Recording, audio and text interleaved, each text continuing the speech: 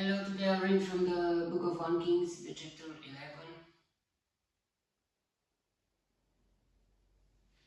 Chapter 10 it was about the King Solomon and the Queen of Sheba that visited Solomon. And we saw how great things had Solomon. God gave him wisdom, and he changed the rocks into silver, and bashes or uh, um, into cedar trees. Uh, and it was very wow. Now let's see what's happening in the chapter 11. King Solomon, however, loved many foreign women besides Pharaoh's daughter. Wow, that's that's his weakness.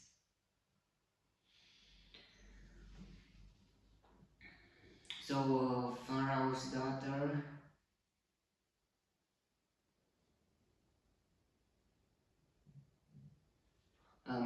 Moabite,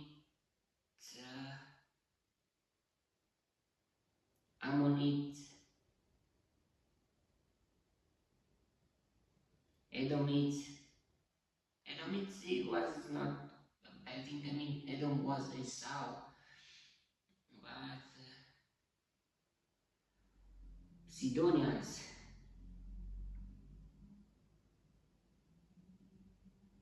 and Hittites. But even if, I don't know if Edomites were allowed to marry with Jewish people, no.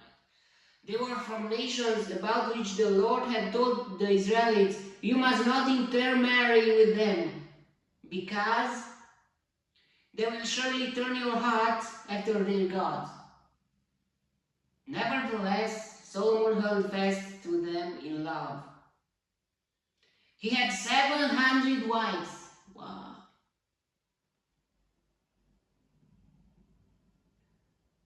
Of royal birth.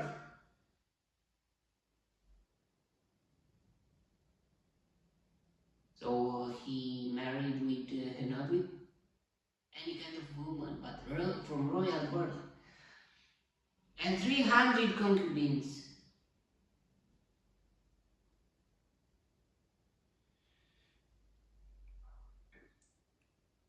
And his wives led him astray. As Solomon grew old, his wives turned his heart after other gods.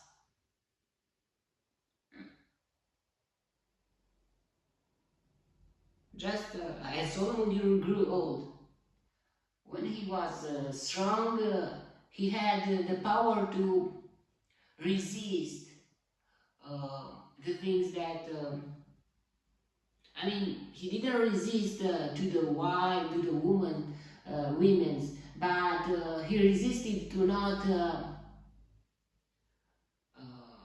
make to pray to other gods or something like that. But as Solomon grew old, his wife turned his heart after other gods,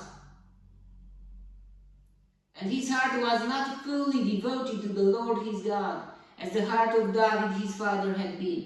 Wow, that's sad.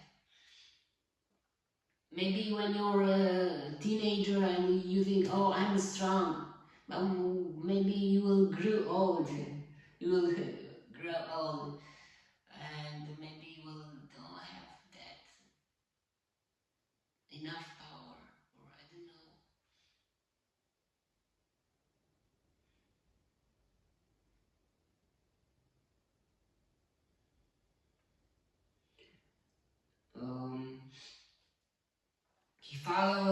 He followed Ashtoreth, the goddess of the Sidonians,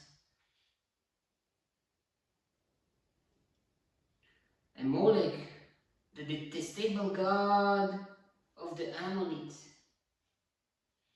So Solomon did evil in the eyes of the Lord. He did not follow the Lord completely, as David his father had done, on a hill east of Jerusalem.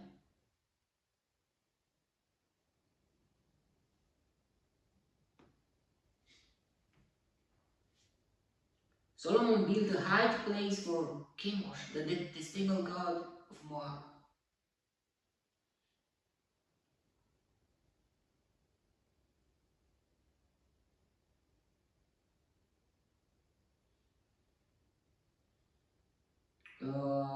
And for Molech, the detestable god for the Ammonites.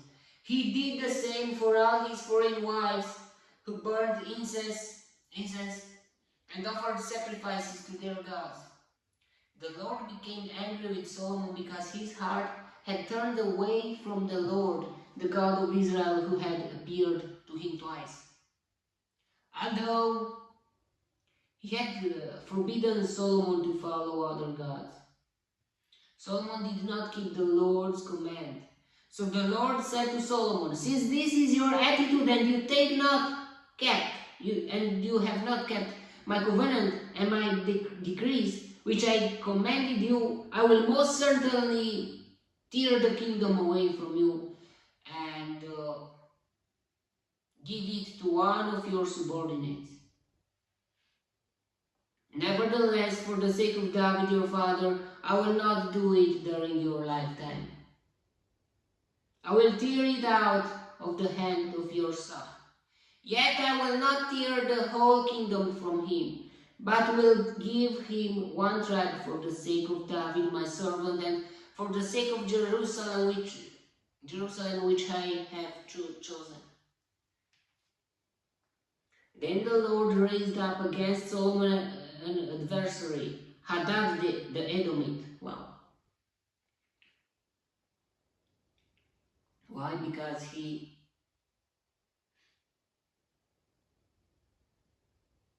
did bad things. I mean, he was praying to other gods too. And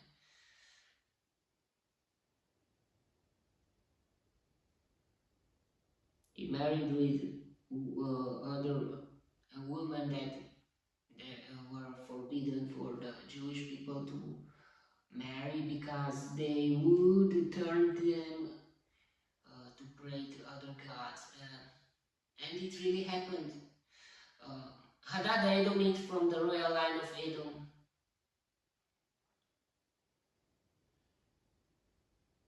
Earlier, when David was fighting with Edom, Joab, the commander of the army, who had gone up to bury the dead, had struck down all the men in Edom. Joab and all the Israelites stayed there for 6 months, until they had destroyed all the men in Edom. But Hadad, still only a boy, fled to Egypt with some Edomite officials who had served his father. They set out from Midian and went to Paran. Then, taking men from Paran with them, they went to Egypt, to Pharaoh, king of Egypt, who gave Hadad a house and land and provided him with food. King of Egypt. But the daughter of the king of Egypt was the wife of Solomon. Or maybe he was another Pharaoh. Pharaoh was so pleased with Hadad that he gave him a sister of his own wife, Queen Tahpenes.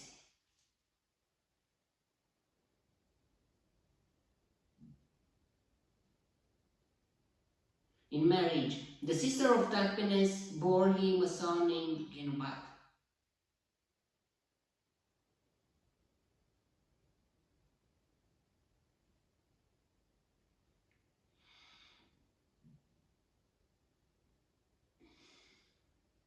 Whom Tahpenes brought up in the royal palace.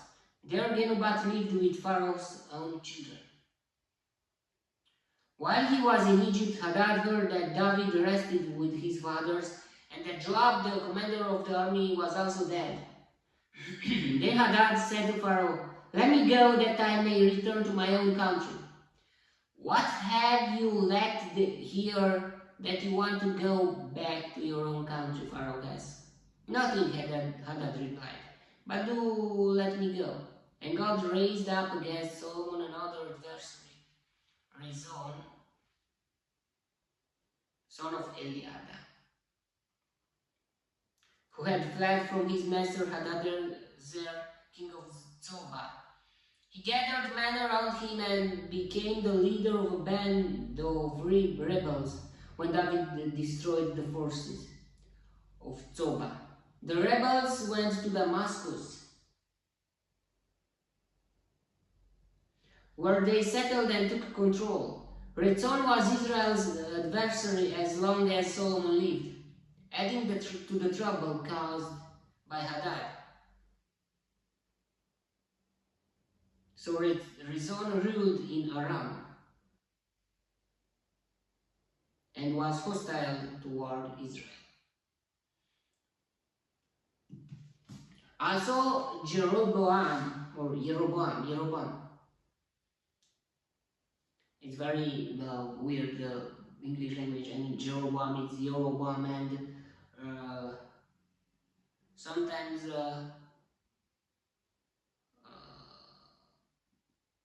Z is Z, Zobah, but it's Zobah. And Jeroboam is Jeroboam. Also, Jeroboam, son of Nebat, rebelled against the king. He was one of Solomon's officials, an Ephraimite.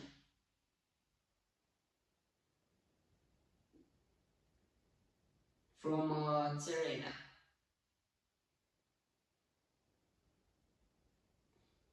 His mother was a widow named Zeruiah.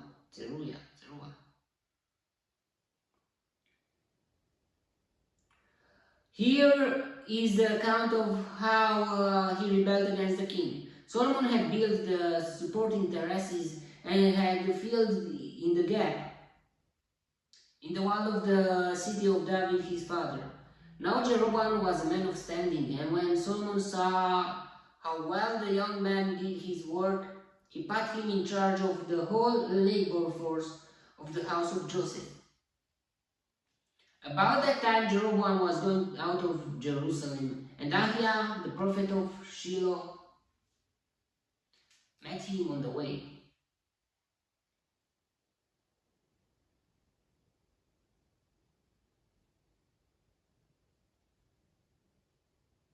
Shiloh was still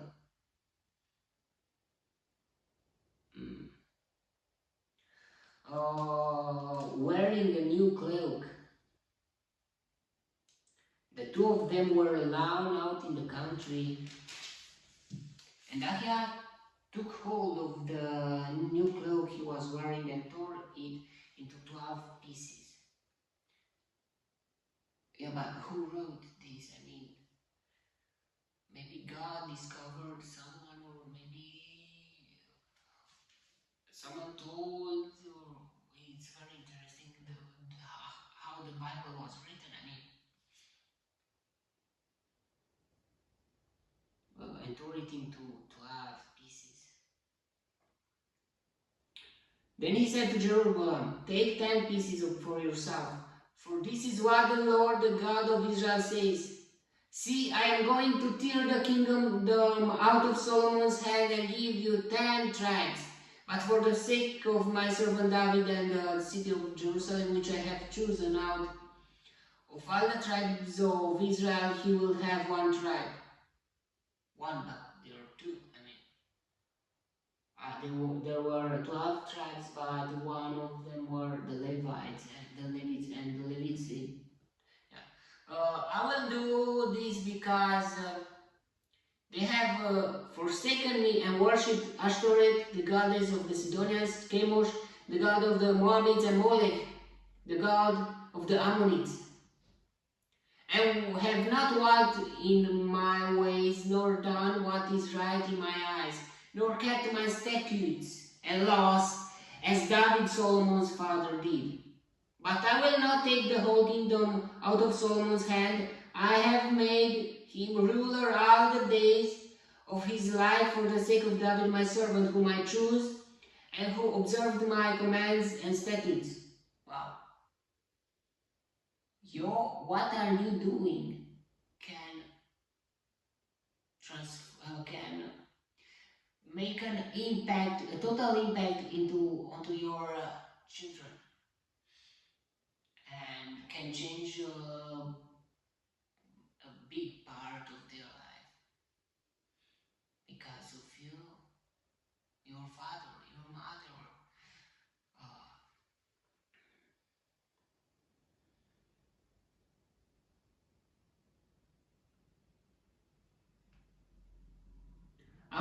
Uh, I will take the kingdom from his son's hands and give you 10 tribes. I will give one tribe to his son, so that David my servant may always have a lamp before me in Jerusalem, the city where I choose to put my name. However, as for you, I will take you, and you will rule over all that your heart desires. You will be king over Israel. If you do whatever I command you and walk in my ways and do what is right in my eyes by keeping my statutes and commands, as David my servant did, I will be with you. I will build you a dynasty and as enduring as the one I built for David, and will give Israel to you. Whoa, whoa, whoa, whoa, whoa. But God told to David something, and now he's telling to other men something else. But yeah, God is keeping his promises. Even if the David promises God kept, but still, as my father, as David my servant did, I will be with you. I will build you a dynasty as enduring as the one I built for David, and will give Israel to you. I will humble David's descendants because of this, but not forever. But not forever. Solomon tried to kill Jeroboam, but Jeroboam fled to Egypt, to Shishka, the king, and stayed there until Solomon's death.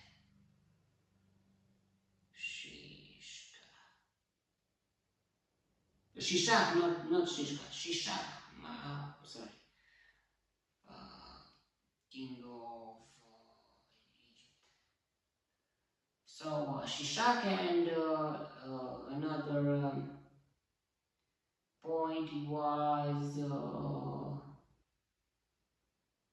Tahpenes.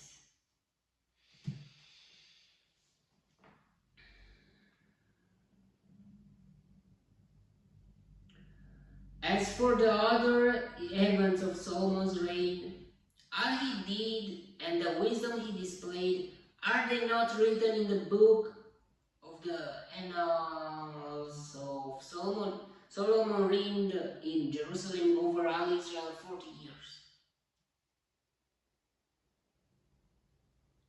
Then he rested with his fathers and was buried in the city of David his father. And Rehoboam his son succeeded him as king.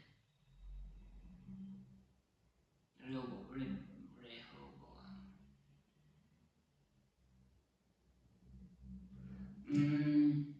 Only 40 years. I don't know how young he was when when he became king, but I think he was a child, so he lived not a long life.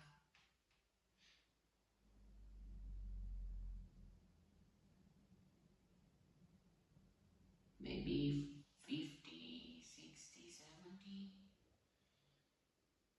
But David didn't live, I think, longer than 70, so they had short lives. I don't know why.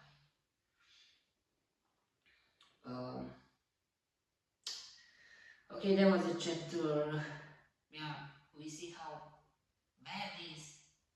If you do something wrong, it can change everything. That could be good into bad things.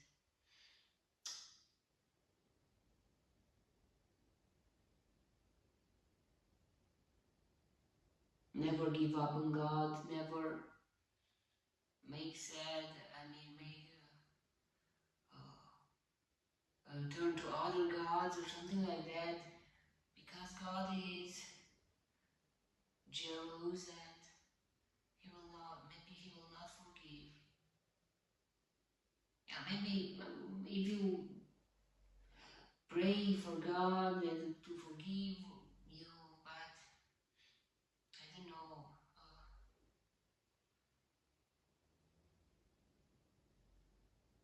He will forgive you, yeah, but maybe will be some